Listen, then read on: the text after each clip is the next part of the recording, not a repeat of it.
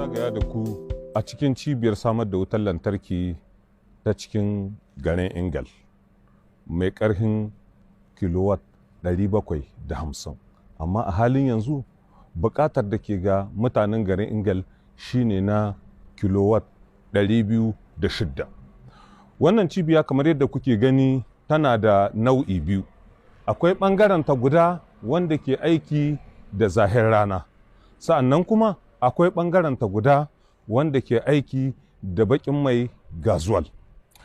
Wannan inji yana so mu aiki ne da misalin ƙarfe 8 na dare, bayan da aka dakatar da ɓangaren ta mai aiki da zahir rana.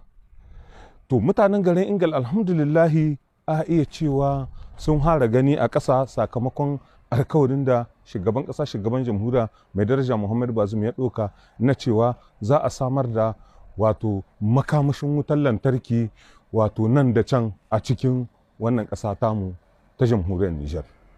To abin da za a lura a game da ita wannan cibiyar wutar lantarki wanda nan muna ɓangaren ta mai aiki da gazuwal shine tana cikin matsayin gwaji, tukuna ba a karɓe ta ba, karɓa ta dindindin, abin da ake ce ma reception, ma'ana kamfanin samar da wutar lantarki na Nijelek bai karɓe ta karɓa ta dindindin ba, an ɗan jaraba kuma ana cikin halin ƙarin jarabawa. Kenan tana dakatar da aiki ne daga misalin ƙarfe 1 na dare. Nan kamar yadda kuke gani birrika ne na ma'aikatan da ke kula da ita wannan cibiya mai samar da wutar lantarki ta garin Ingal. To yanzu za mu shiga da ku ɓangaren ta mai aiki da zahir rana. Kamar yadda kuke gani ga sunan alluna ne wato sun kai sun mai kas a cikin wannan cibiya ta samar da wutar lantarki ta garin Ingal.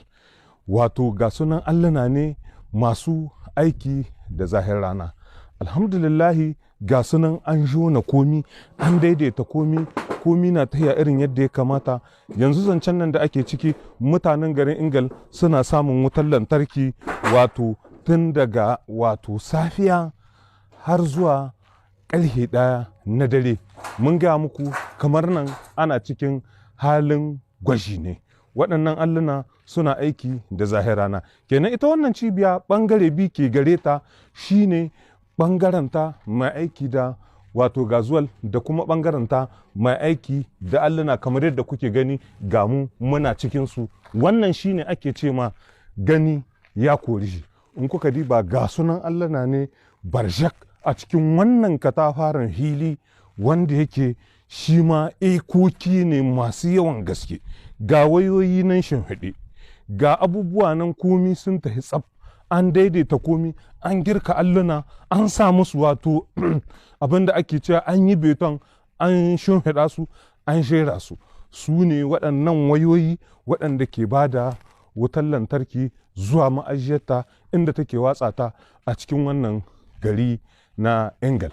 To alhamdulillahi a iya cewa kwalliya ta biya kuɗin sabulu game da abin da ake ce ma cika alkawari ɓangaren makamashi da kuma sabanta makamashi.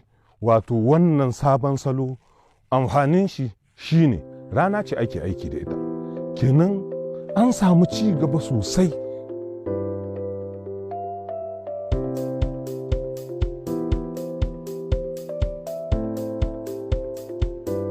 Allah ba mu sa'a da rabo kuma ya taimake mu.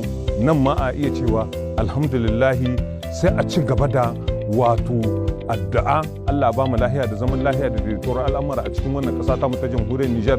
Mun gani a ƙasa sakamakon alƙawarin da shugaban ƙasa, shugaban jamhuriya Muhammadu Bazum ya yi a cikin tsarin aikin program de renaissance na 3 wanda yake gado ne daga cikin waɗancan tsare-tsare guda biyu da muka samu aka aiwatar ƙarƙashin shugabancin wato jamhuriya ta 7 a cikin wannan ƙasa ta jamhuriyar Nijar, wato program de renaissance na 1 da na 2 wanda na 3 wanda muke matakin cewa consolide et avancer.